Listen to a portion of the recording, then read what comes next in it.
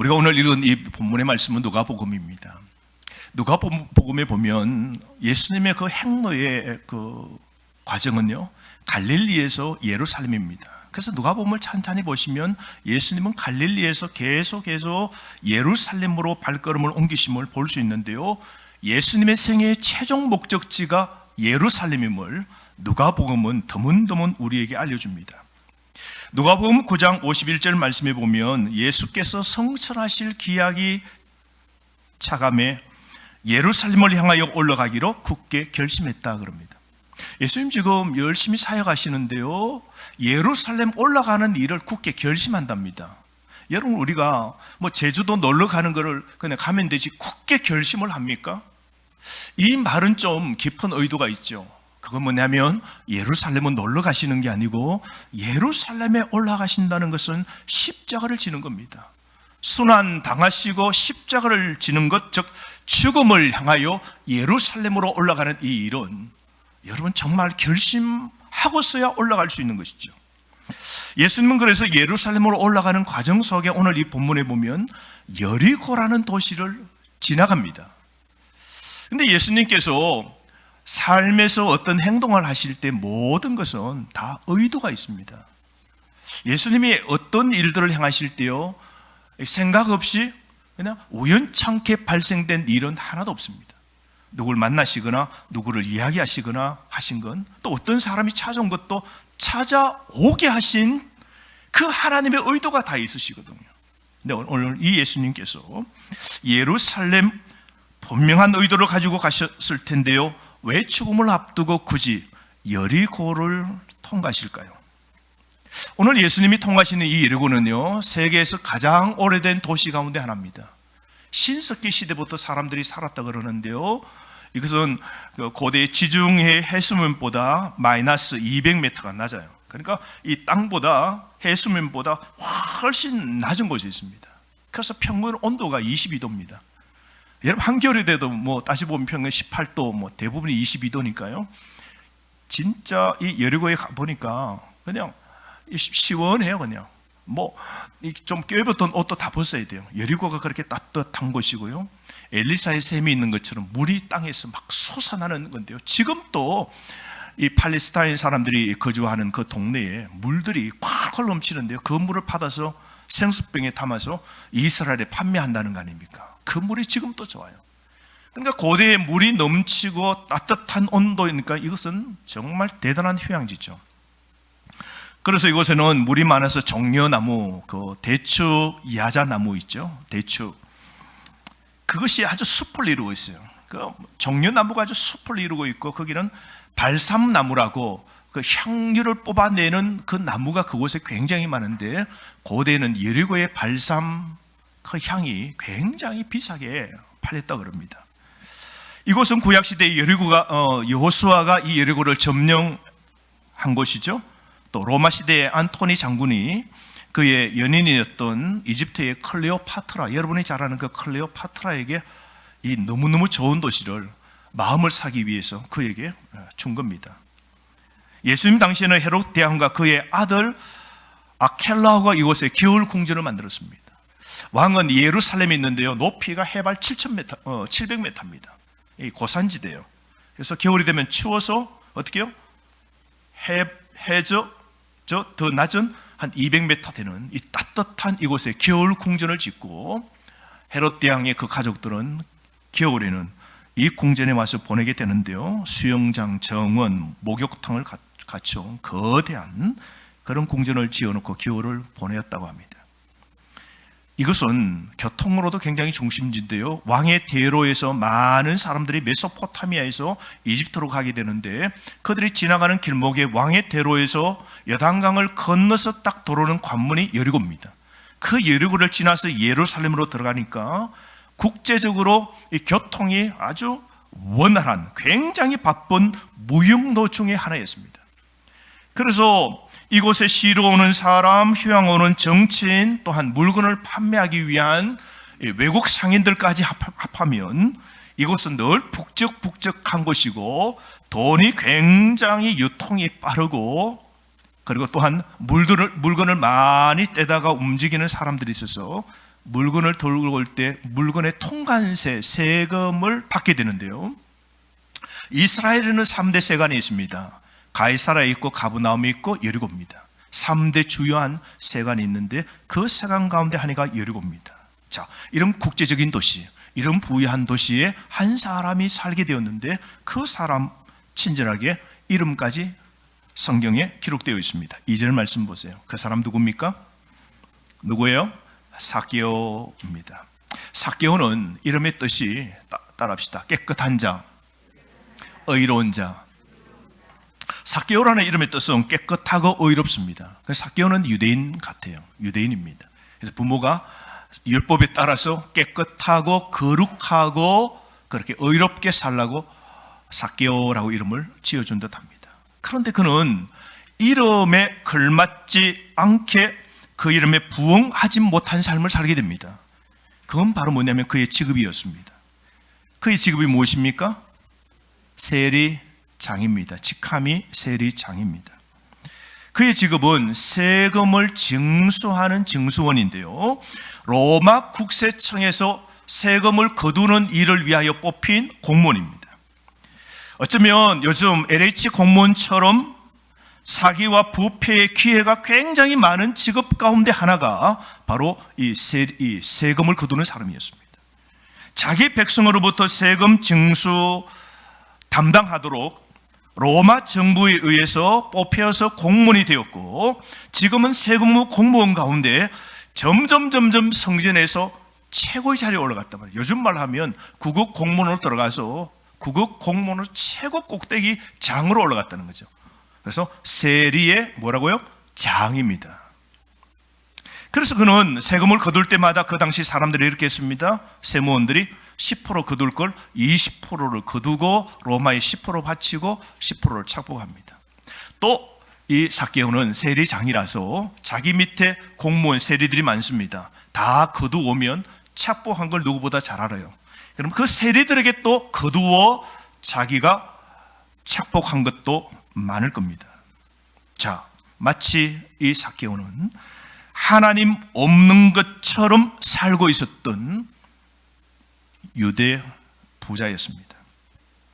그는 이 여리고 세무 카르텔의 두목답게 굉장히 많은 돈을 거두게 되는데요, 그 집은 갈수록 점점 화려하게 되었겠죠. 집도 2채, 3채씩 아마 늘어났을 겁니다.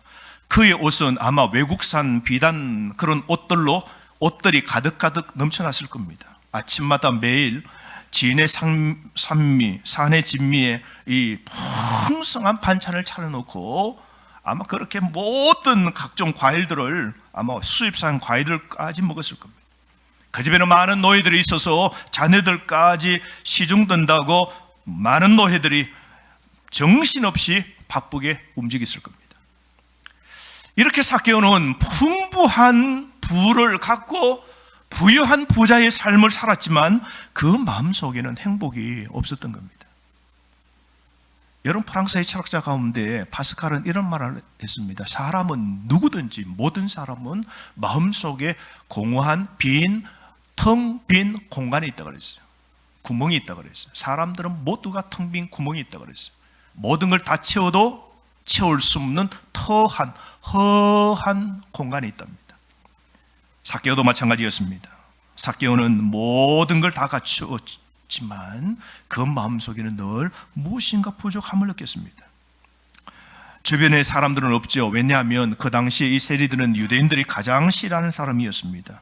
세리는 어떤 취급받는다 하면요, 공무원으로서 가장 높은 자리, 로마에서는 가장 높은 우러러 보는 사람이었지만 율법을 사모하는 이런 사람들이 볼 때는 살인자, 그리고 강도, 그리고 가늠한 사람, 창녀처럼 죄인 취급당하는 사람이 세리였고요, 그 당시에 문둥병자가 외로운 사람 중에 외로운 사람이었죠. 격리되고 비대면의 삶을 사는 사람이었습니다. 그런 사람보다 더한 사람이 바로 세리였습니다. 세무공무원이었죠. 그런데 삭개오는 부유했지만 마음적으로는, 영적으로는 피폐했습니다. 돈을 벌면 벌수록, 이렇게 살면 살수록 뭔가 공허합니다. 그는 충실하고 부정직한 거래에 대해서 점점 강한 죄책감을 느꼈을 겁니다. 그래서 마음의 내적 갈등이 삭개오에게는 일어난 겁니다. 내가 이렇게 사는 게 단가? 남을 갈취하고 남을 속여서 내가 부는 점점 사라지는 이게 단가? 마음속에 뭔가 죄책감이 자꾸 나는 겁니다. 여러분이 삶을 살다가 죄책감이 막 일어나는 건요, 누가 주신 마음일까요? 누구요? 우리는 정답을 압니다. 성령님, 하나님이 주신 마음입니다. 요한복음 16장 8절 말씀에 보면 예수님이 뭐라 그랬습니까? 성령님은 우리 마음의 죄의 잘못을 적나하게 지적하시는 분이라고 그랬어요. 그래서 성령님이 아니고는 여러분 죄책감이 생기지 않습니다. 세상 사람들 여러분 보십시오. 뻔뻔하고 막 죄를 지으면서 사람들이 막 강팍하고 막 그렇죠. 그죠? 우리 뉴스에 보니까 어떤 친구는 외제차를 7, 8대를 끌고 있는데 그 아파트 주차장에 주차를 제대로 못 대요. 늘 빵빵거리고 안 빼주고 막 감하고 몹쓸려고 하고 나중에 주민들이 출근할 때는 차도 못 빼는 거예요.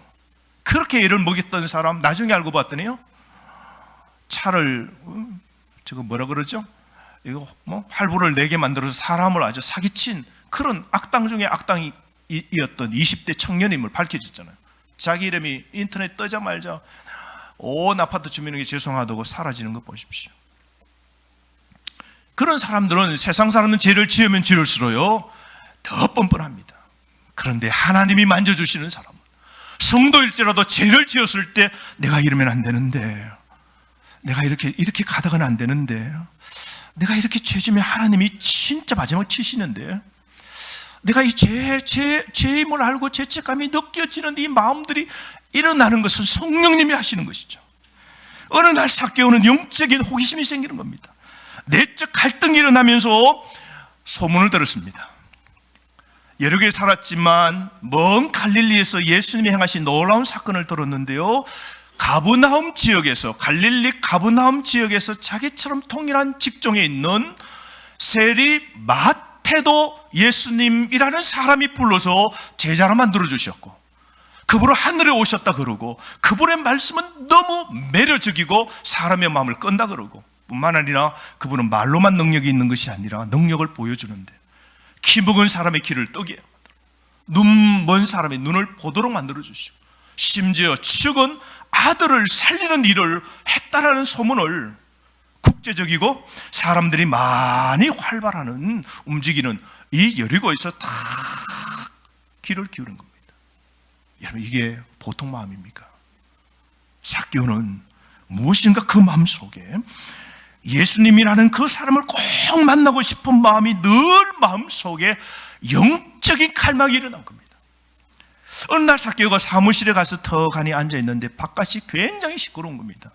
이런 적이 없을 만큼 떠들썩합니다.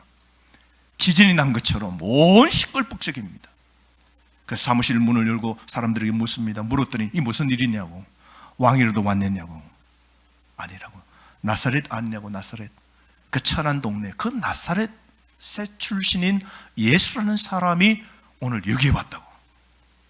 그 소문을 딱 듣는 삭개오의 태도는 즉각 반응합니다.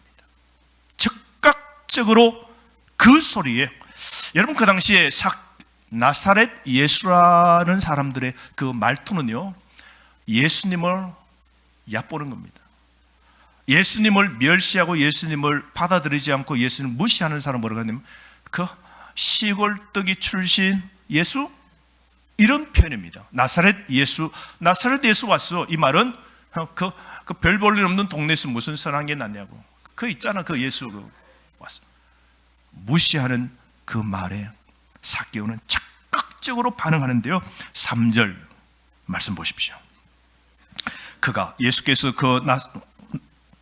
여리고에 오셨다는 소문을 듣고 예수께서 어떠한 사람인가 하여 보고자 하되, 여러분 보고자 하되, 키가 작고 사람이 많아 도저히 볼 수 없는 거죠. 보고자 하지만 볼 수 없는 겁니다. 그래서 어떻게 합니까? 4절 시작. 앞으로 달려가서 보기 위하여 돌 무화과 나무에 올라가니 이는 예수께서 그리로 지나가시게 되미르라.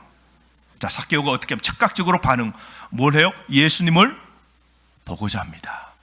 여러분, 이 보고자 하는 말은 이 동사인데요, 이 헬라어로 보면 과거 언젠가는 모르겠지만 과거 그때부터 계속해서 예수님 한번 봤으면 좋겠다고, 예수님 꼭 한번 만났으면 좋겠다고, 내 생애에 세리 마태도 불러주었고 죄인들과 함께 어울리고 죄인들과 먹고 마시는 그 사람, 죄인인 나도 한번 예수님 만났으면 좋겠다, 이 생각을 과거 언젠가 그때부터 계속해서 언제까지? 지금까지 계속해서 보고자 했던 이 삭개오, 예수님을 보고자 하여, 그건 여러분 예수님을 사모했다는 거죠. 이게 구도자입니다. 구도자가 뭐예요? 본다. 예수님을 본다는 게 뭐예요? 예수님을 사모한다는 거예요. 오늘 여러분 예배 드리는 예배자가 이라는 뜻이 무엇이에요? 예배는 예수님을 보기 위하여 오신 것이죠. 우리 모두 다가 구도자입니다. 진정한 성도는 예수님을 보고자 하는 것이죠. 오늘 우리가 교회에 온 이유도 다른 거 아니에요? 예수님을 보고자 하는 것이에요. 우리 삶에, 우리 생에 끝나는 순간에도 마지막에 예수님을 봐야 되는 것이죠. 진정한 신앙의 삶은 사람 보는 거 아니고, 세상에 돈 보는 거 아니고, 환경 보는 거 아닙니다. 세상이 시커먼 먹물로 뒤덮여져도 구도자, 예수님을 보고자 하는 사람, 언젠가 이 예수님을 만나고자 하는 사람, 예배를 통하여 주님의 은혜를 사모하는 사람은 뚫고 오는 겁니다. 대면이든 더욱 비대면이든 주님을 간절히 살아있는 사람은 하나님 정말 사모하는 사람들은 하나님을 찾는 것이죠. 그런데 그에게는 장애물이 있었습니다. 볼류가 있는데 키가 작답니다. 핸디캡이죠. 그러니까 나사로는 굉장히 키가 작았던가 봅니다. 사람들이 너무 많아, 수천 명의 사람들이 모였겠죠. 대도래변에 수천 명의 사람들이 나왔습니다. 사람을 뚫고 들어가기로는 여러분 직업이라는 게 있잖아요. 멸시받았잖아요. 다 압니다. 저 갈치 하는 사람, 이렇게 사람들이 직업을 받잖아요. 바가지 요금 씌우는 사람. 어쩌면 사람들이 막 군중 속에 들어가면 어떻게 해요? 키 작은 삭개오, 동네에서는 다 알 것 아니겠어요? 그럼 어떻게 해요? 지받겠죠. 모르는 척 막 치는 척 하겠죠. 사람도 뚫고 들어갈 수 없고 자기 체면도 압니다. 멸시당하는 것도 아니까. 또 키도 작아요. 어떻게 해요? 도저히 사람을 뚫고 들어갈 수 없어요. 그러나 그는 어떠한 장애물에도 자신이 가로막혀 있는 것에서 포기하지 않습니다. 그는 재빠르게 해결 방법을 모색합니다. 삭개오는 예수님 보기 위해서 어떻게 해요? 달려갑니다. 4절 말씀, 앞으로 걸어갔단 그래요. 점잖게 걸어가지 않고 어떻게 했다고요? 달려갔다 그래요. 그러니까 이 예수님을 얼마나 사모했는지, 예수님 지나가시는데 달려가지 않으면 그 시점을 놓치면 끝이라는 생각이에요. 달려갑니다. 달려가도 해결이 안 되죠. 어디로? 목적을 알았어요. 그 모색 방안이 무엇이었습니까? 나무였습니다. 어느 나무에 올라가요? 어느 나무입니까? 우리가 어릴 때는 뽕나무에 올라갔다 그럽니다. 그래서 이제 올바른 번역이 됐는데요, 뽕나무가 아니고 돌무화과입니다. 제가 여리고의 동네에 가보니까 돌무화과 나무가 있는데 1000년 된 돌무화과 나무가 여리고의 그 한 대도로변 한가운데 거기 옆에 딱 있더라고요. 사람 한 2사람이 쥐어야 될 만큼 큰 덩치인데 우람한 나무예요.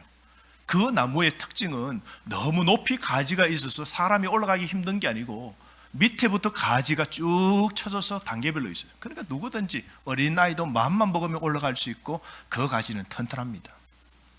그런데 이 돌무화과 나무에 올라가는데요, 한 가지 우리가 유심해서 보아야 될 것은 돌무화과 이 이름의 뜻은요, 회복입니다. 돌무화과의 뜻이 무엇이라고요? 회복입니다. 자, 한번 보세요 여러분. 인생이에요. 사람들에게 멸시를 당하고 핍절하고 죄인입니다. 회복이 불가능한 사람입니다. 율법으로 죄인 중에 죄인입니다. 도저히 회복이 불가능한 사람이 어느 나무에 올라갔다고요? 어느 나무요? 회복의 나무에 올라가서 누구를 지금 보려고 기다리고 있습니까? 회복하시는 회복자 예수님을 보기 위하여 회복을 바라는 삭개오가 회복의 나무에 올라가게 됩니다. 그곳에서 회복시키시는 예수님을 딱 바라보고 그분이 어떤가 한번 이렇게 쳐다보려고 합니다. 그게 다였습니다. 그런데 여러분, 삭개오 마음속에는 이만큼 하나님을 향한 갈망, 열망이 대단한 것이죠. 사랑하는 성도 여러분, 요즘 여러분 하나님을 이 삭개오처럼 갈망하십니까? 하나님 은혜를 한번 경험해야 되겠다. 기도를 통하여 한번 기도의 그 깊은 한 시간을 좀 내고 기도를 해야 되겠다. 오늘 예배도 지난주와 달리 진짜 이 한 번 드린 이 코로나 때 올라와서 예배 드리는 거, 우리 교회 이건사님은 저 서울 한복판에 있는데요, 지하철을 몇 번 갈아타요. 오늘 우리 이정수 권사님도 오셨잖아요. 성남에서 오시고 그러신데, 우리 이런 권사님들은 지하철을 2번 갈아타고 교회차 타고 여기 오는데 보니까 한 2시간, 3시간씩 걸려요. 한 번 예배 드리는데.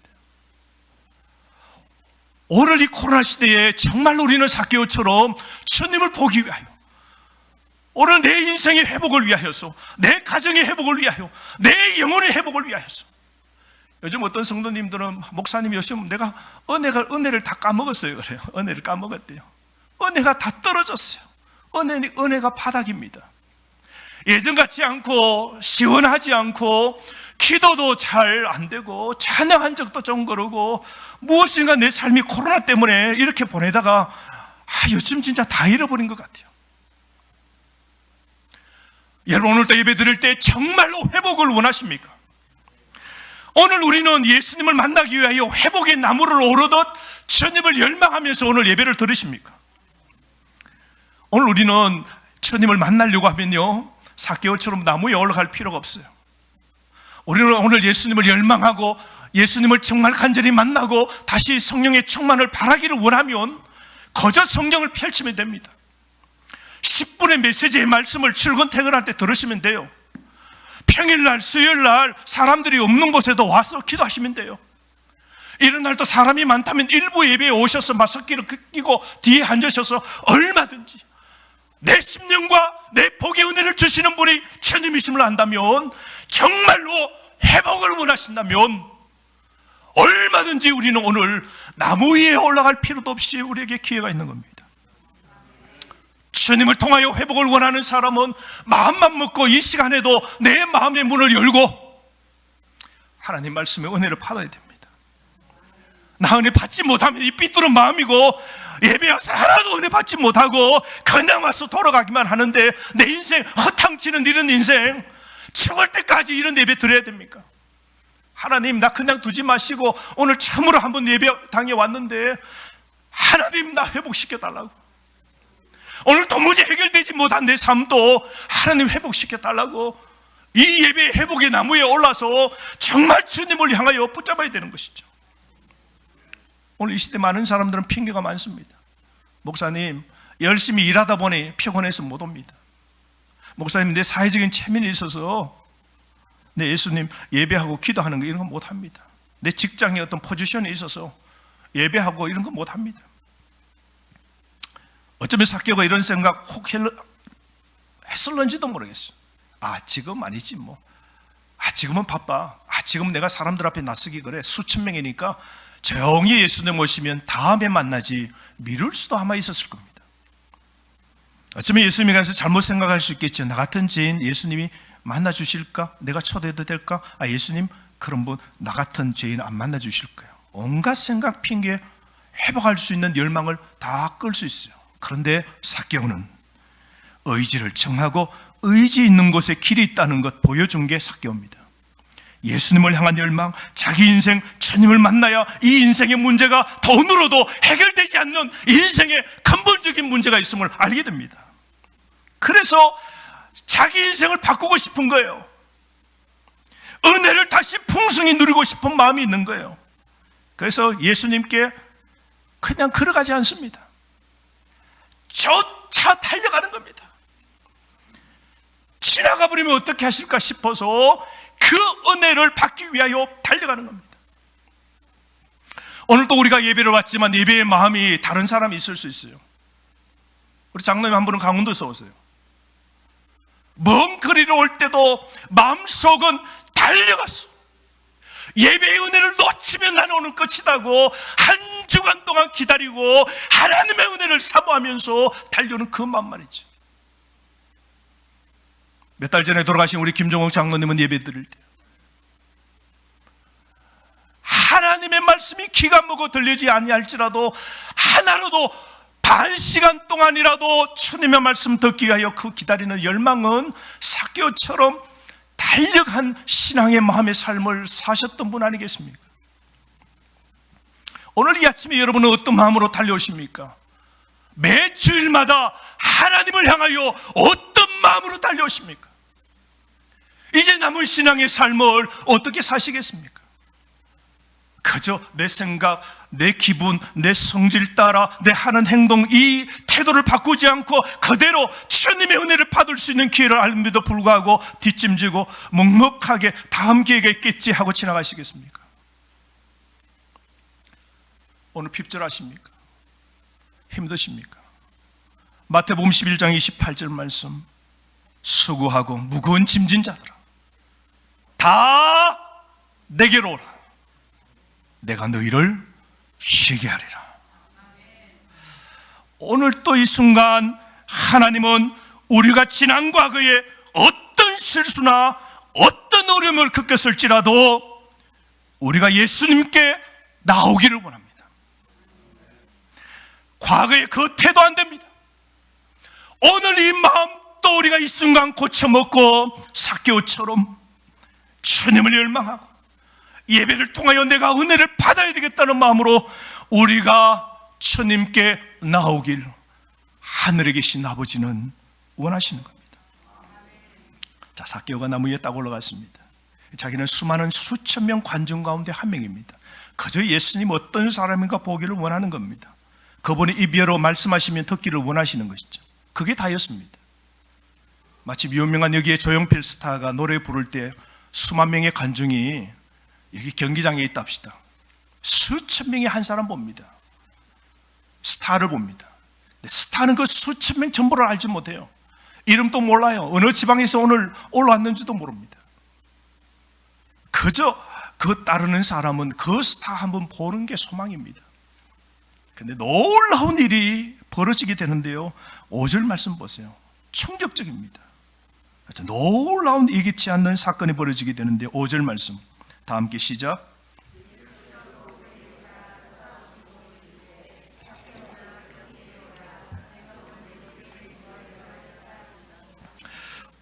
여러분, 이 놀라운 장면은 1절부터 4절까지 보면 주어가 누굽니까? 사람이 누구예요? 다 삭개오였습니다. 삭개오가 뛰어가고 보고 보기를 원하고 나무 위에 올라가고 삭개오가 그랬어요. 근데 5절에는 누구예요? 주어가 바뀝니다.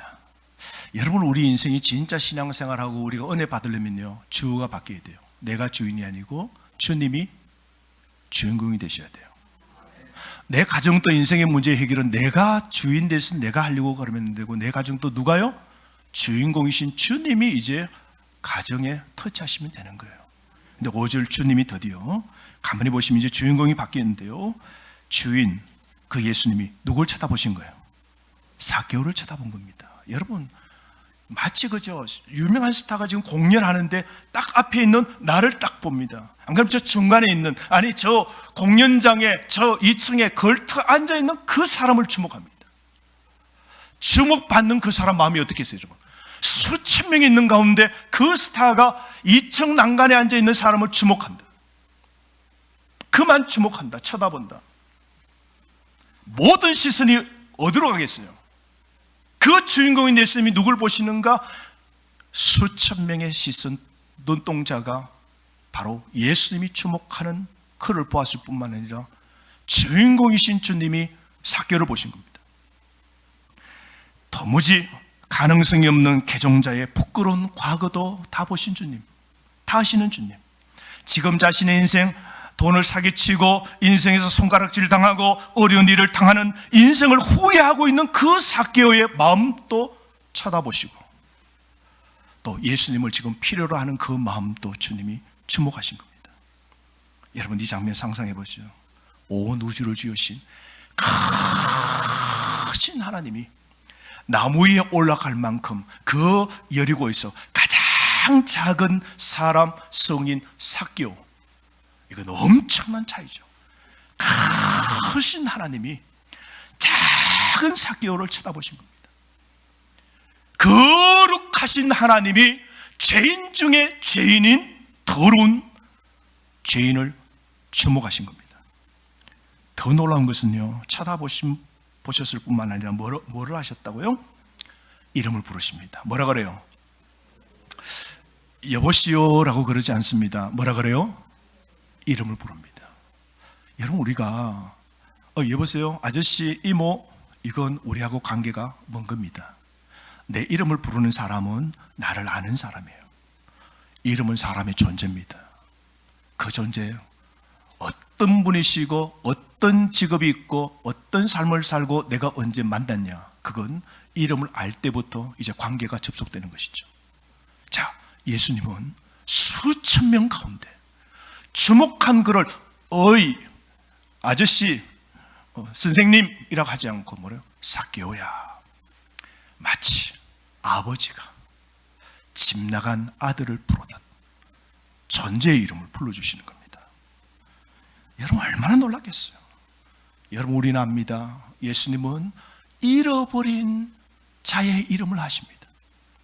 예수님은 자신의 자녀의 이름을 다 합니다. 여러분, 우리 옛날에는 자녀를 많이 낳잖아요. 그죠? 그래서 가정에 7, 8명씩 옛날에는 가정에 다 낳아도 부모는 내가 낳은 아들의 이름을 다 알죠. 자녀의 이름을, 딸의 이름을 다 알아요. 창조하신 예수님, 당신의 구원의 자녀, 지금은 밖에 있는 그 잃어버린 자의 이름을 다 아시는 것이죠. 여러분, 오늘 이 아침에도 주님은 여러분을 그저 무리 가운데 하나로 보시지 않고 이 예배 때도 오늘 여러분을 만날 때는 이름을 부르시고 오늘 쳐다보시고 주목하시고 이름을 이 아침에도 불러주심을 여러분 기억하십시오. 오늘 이 아침에 예배를 드리는 사람, 주님은 이름을 출석 부르고 계십니다. 오늘 또 주님은 이렇게 주님을 갈망하고 사모하고 주님을 구하는 자를 하나님은 쳐다보십니다. 삭개오에 감출 수 없는 그 내면, 어쩌면 하나님은요, 내 내면, 내가 나를 아는 것보다, 솔직히 여러분, 나도 내 자신 모를 때 있잖아요. 그죠? 나에게도 이런 게 있나 할 정도로 내가 나를 잘 모를 때 있잖아요. 그런데 우리 예수님은 내가 나를 아는 것보다 더 아시는 주님, 내 이름도 아십니다. 그러므로 여러분, 지금 여러분의 고난도 아십니다. 여러분의 신앙의 태도도 아시고, 여러분의 마음의 순수한 동기도 아시고, 의도도 아십니다. 여러분의 마음의 생각과 소망과 소원과 모든 것을 주님이 아십니다. 이 예수님을 쳐다보셨을 뿐만 아니라 이름을 부르셨을 뿐만 아니라 더 놀라운 것은 예수님이 삭개오를 초청하십니다. 5절 말씀 보세요. 하반절에 뭐라 그래요? 내가 오늘 내 집에 가겠다. 내 집에 가서 먹고 내가 거하겠다라고 그럽니다. 삭개오가 예수님, 저 쳐다보셨어요? 제 이름 아시네요? 우리 집에 오실래요? 한번 와주실래요? 하지 않고 예수님이 삭개오를 초청합니다. 단, 너 집에 갈게. 너. 예수님이 삭개오를 초청합니다. 그런데 놀라운 것은 여러분, 예수님이 삭개오 이름까지 안다면, 대면한 적도 없는 이 삭개오 이름을 안다면 삭개오가 어떻게 사는 거 다 알겠죠. 그러면 부를 때 내가 너 집에 가겠다라고 이야기하실 때, 삭개오, 내가 너 집에 가려면 너 깨끗한 사람이 되어야 돼요. 너 직장 사표 내고, 너 쟤 있잖아, 쟤 다 나 앞에 이실직고 하고, 그러면 내 깨끗해지면 너가 반응하면 내가 갈게요. 예수님은 삭개오의 과거를 다 아시는 그 주님이 세리이고 매국노고 사기꾼이고 돈과 출세밖에 모르는 사람인 걸 다 아심에도 불구하고 달려오는 그대로 예수님께, 창조주 하나님께, 회복하시는 그분께 달려오는 그대로 예수님은 맞아주시는 겁니다. 영접해 주십니다. 초청해 주십니다. 이게 하나님의 은혜입니다. 여러분, 우리는 예수님이 왜 수천 명 가운데 그 여리고에서 가장 손가락질 받고 죄인 중에 가장 죄인 취급받고 하나님의 은혜와 구원에서 가장 멀리 있는 저 사람 집에 가겠다고 오늘 예수님이 하시는지 우리는 알지 못합니다. 그저 하나님의 은혜입니다. 오늘 우리도 생각해 보십시오. 내가 예수 믿고 신앙의 삶을 살고 이렇게 교회 다니고 오늘 이 주일날 또 예배 드리는 거 보십시오. 이 코로나 시대 때도 박차고 예배 드리는 거 보십시오. 과거에 나보다도 도덕적으로 바르게 사는 사람 많아요. 자선하고 돈도 쓸 줄 알고 참 멋지게 사는 사람 많아요. 배운 사람도 많습니다. 그런데 그런 사람은 아직 예수를 아무리 전해도 믿지 못하는데 내가 내 자신을 잘 알잖아요. 그런데 주님은 나 같은 사람을 주목하셨고 내 이름을 불러주시고 세상에서 나를 이곳으로 하나님의 자녀로 불러주시고 우리가 하나님 자녀된 것 우리는 모릅니다. 왜 나 같은 걸 하나님의 자녀 되도록 주님이 선택해 주신 거 우리는 모릅니다. 그건 하나님의 은혜입니다. 하나님의 은혜가 우리를 하나님의 자녀 되게 한 것이죠. 이게 우리의 감사입니다. 삭개오는 이 주목받는 것도 부담스러웠지만 자신의 집에, 죄인의 집에 몹쓸 당신의 자신의 집에 간다는 걸 이 초청을 받았을 때요, 그 마음이 어떻겠어요? 심장이 터져나가는 것이죠. 열망하는 자가 자신을 알아보고 자신을 초청한 겁니다. 나라의 대통령이 초청한 것보다 더한 것이죠. 인생의 자신의 삐뚤어진 인생과 죄악과 절망의 인생을 완전히 회복시켜 주실 그 주님을 그저 바라보기만 원했는데 그 주님은 온통 자신의 삶 속으로 개입해 들어오신 겁니다. 그 주님은 수천 명을 두고 자신을 향하여 온전히 주목하신 겁니다. 가슴이 터지는 것이죠. 열망이 터지는 겁니다. 그 삭개오의 반응이 6절 말씀 보십시오. 급히 적극적으로 즉시 내려옵니다. 그 영접의 초청을 받습니다. 그리고 뭐 했다 그래요? 즐거워했답니다. 여러분, 예수님을 진짜 만난 사람, 예수님께 세상 속에서 초청받고 예수님으로 이제 하늘을 본 사람은요, 첫 번째 반응이 기쁨이 넘칩니다.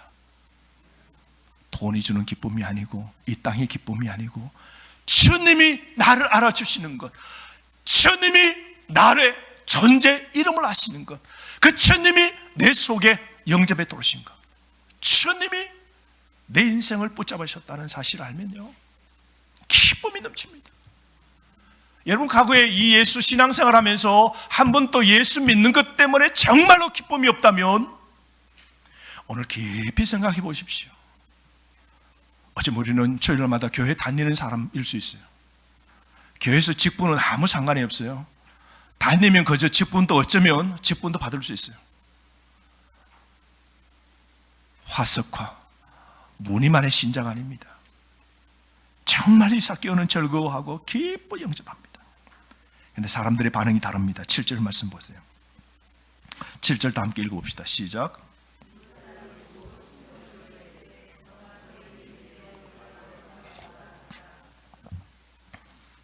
수천 명의 사람이 예수님이 나무 위에 있는 사람, 저 사람 동네에서 이 도시에서 가장 죄인 중에 죄인입니다. 몹쓸 사람인 것 닮습니다. 손가락질 받는 겁니다. 저 사람에게 예수님이 관심을 갖고 부르신다. 저 집에 간다고? 사람들이 그동안의 비난과 이 무시는 삭개오에게 온통 쏟아졌는데요, 이제 삭개오에게 향한 적대감이 이제 삭개오를 영접하는 예수님께로 적대감이 옮겨집니다.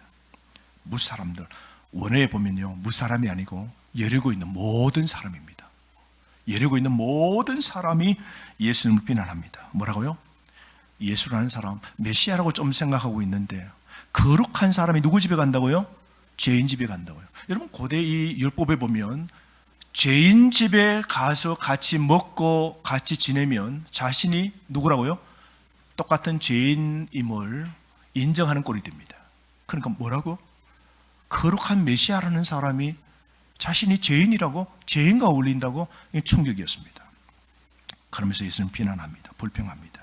그런데 우리 예수님 보십시오. 모든 사람의 비난과 불평에 아랑곳하지 않습니다.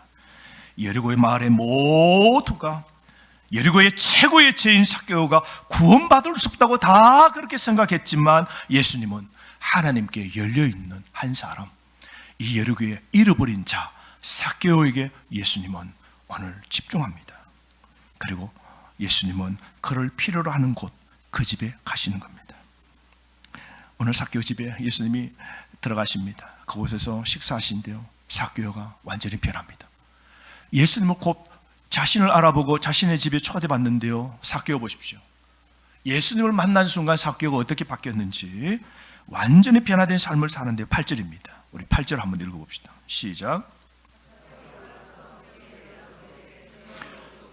내 소유의 절반을 가난한 자들에게 주게 사오며 만일 누구의 것을 속여 빼앗은 일이 있으면 내 갑절이나 갚겠나이다.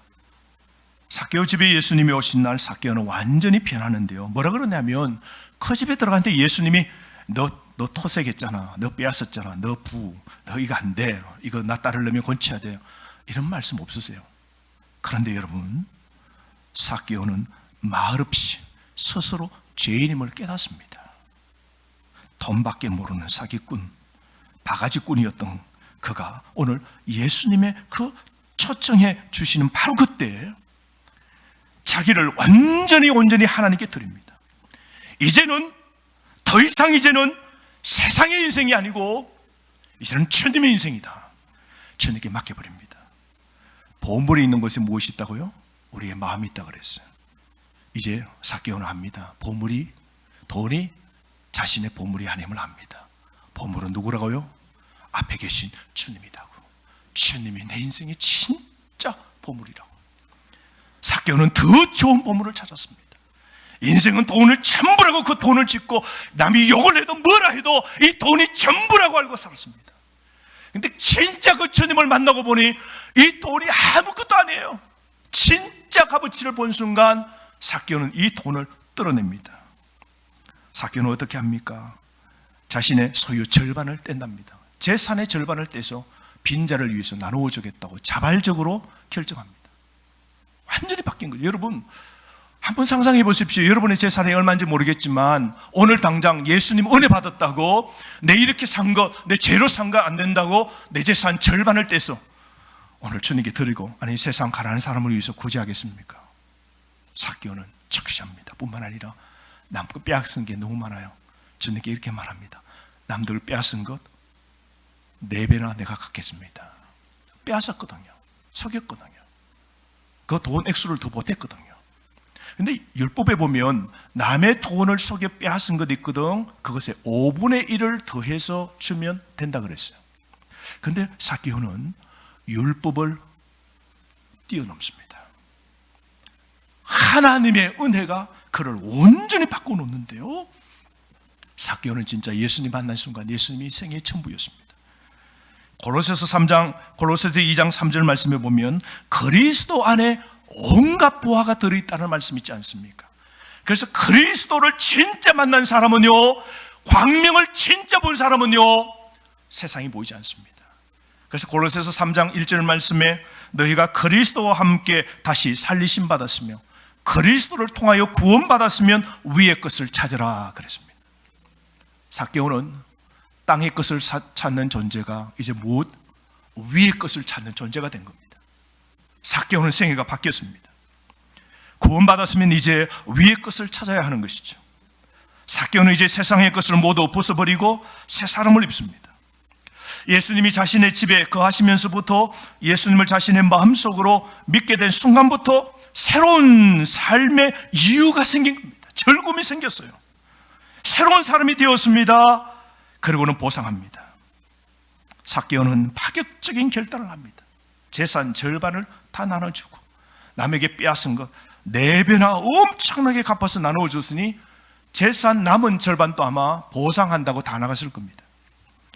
그리고 주님을 따라갑니다. 자신의 뒤틀린 삶을 그 순간 즉시 다 청산해버립니다. 지난주 설교 말씀처럼 죄의 누룩을 완전히 청소해버립니다. 여러분, 우리도 예수 만나고 진정으로 회개해야 됩니다. 회개는 변화를 가져오는 겁니다. 진짜 회개하면요, 진짜 변하게 되어 있습니다. 누가복음 18장에 보면 한 부자가 나옵니다. 부자고 또 점습니다. 여러분 다 갖췄어요? 부자입니다. 부자인데 더 젊어요. 젊으면서 또 뭐냐면 세상에 명예가 있어요. 관리라 그랬어요. 누가복음 18장에 예수님이 찾아와서 묻습니다. 내가 어떻게 해야 영생을 씁니까? 이런 종교적인 생각까지 있는 교양이 있는 사람이에요. 그래서 예수님이 딱 보니까 마음을 알죠. 너 있는 재산을 다 팔아서 나눠주고 나 쫓으라 그랬더니 뭐라 그래요? 가만히 생각합니다. 그런데 이 말씀, 동일한 말씀이 마가복음 10장 17절 말씀에 보면 그 부자가 예수님 지나갈 때 삭개오처럼요 달려갑니다. 이 사람도 달려가서 예수님 앞에 젊고 부자고 세상에 명예가 있는 사람이 많은 사람 앞에서 무릎을 꿇습니다. 이게 쉽지 않거든요. 무릎을 꿇고 예수님께 정말 어떻게 해야 내가 영생 얻느냐고 묻습니다. 이만큼 진지한 사람이에요. 그런데 예수님이 딱 지적합니다. 너 재산 그거 다 정리하고 나 쫓으라. 돈을 못 놓는 인생을 주님이 아십니다. 정말 주님 따르면 영생을 얻는데 그 돈을 못 놔요. 그런데 근심하면서 그가 돌아갈 때 예수님이 둘러선 뒷모습을 보이고 사라지는 그 모습을 보고 있는 제자들에게 예수님이 하신 말씀이 무엇입니까? 누가복음 18장 24절 재물을 가진 사람이 하나님 나라에 들어가기는 참 어렵다라고 말씀하시고 25절 부자가 하나님의 나라에 들어가는 것보다 낙타가 바늘기로 들어가는 것이 더 쉽다 말씀하십니다. 여러분, 이 삭개오는 이 부자와는 완전히 대조적이지 않습니까? 주님을 만나고 난 다음 주님의 부르심을 받고 자발적으로 회개하고 자신의 잘못에 대한 보상을 제공하겠다고 선언하는 것 보십시오. 부자들이 하나님의 왕국 천국에 들어가는 것이 정말 어렵지만 삭개오처럼 하나님과 함께라면 불가능한 것도 없습니다. 삭개오는 그러므로 여러분 진짜 바늘 길을 통과한 낙타 부자였습니다. 그날 이후 삭개오는 완전히 예수님을 따르는 사람이 되는데요. 아마 삭개오가 직업 청산한다고 사표 안 내었더라면 그 이후에 삭개오는 아마 유대 사회 전체에서 가장 깨끗한 그런 세무원이 되었을 겁니다. 그런데 훗날 초대문을 보면 삭개오는 예수님을 쫓아갑니다. 제자가 됩니다. 삶을 정리하고. 여러분 베드로 아시죠? 예수님의 제자 베드로와 함께 동역하게 되는데요. 훗날 가이사라는 도시에 그 도시에 요즘 말로 하면 목사가 됩니다. 감독이 되어서 그렇게 마지막에 삶을 살았다라고 그럽니다. 사랑하는 성도 여러분, 오늘 예수님이 부르심을 받고 즉각적으로 결단하고 아브라함의 자손이 된 것 보십시오. 오늘도 주님은 이 땅에 오늘 한 사람을 찾습니다. 10절 말씀 인자가 온 것은 잃어버린 자를 찾아 구원하려 함이니라. 삭개오가 회개한 날 비로소 구원받았습니다. 그 가정에도 구원이 임한 겁니다. 모두 예수님을 영접한 것이죠. 여러분 구원은 오늘입니다. 오늘 예수님을 영접한 순간 오늘 바로 성취됩니다. 미래에 이루어지는 것 아닙니다. 삭개오는 아브라함의 자손이 되었습니다. 여러분 진짜 예수님을 이 코로나 시대 때 열망하고 사모하고 그 주님이 오늘 또 내 이름을 불러주시고 나를 회복시켜 주시는 분이신데요.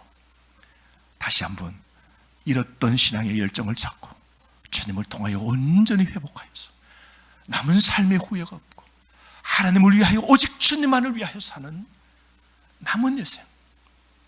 천국은 여러분 통과하기가 어렵습니다.